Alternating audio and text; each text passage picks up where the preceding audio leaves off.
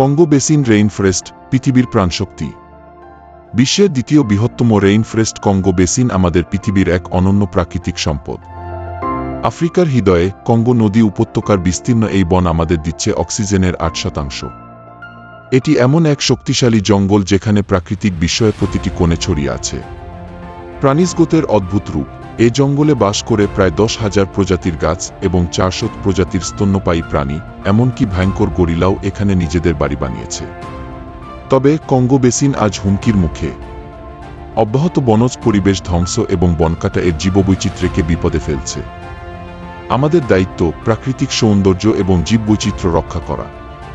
Congo বেসিনের মতো বনের প্রতিটি গাছই আমাদের ভবিষ্যতের জন্য অত্যন্ত গুরুত্বপূর্ণ।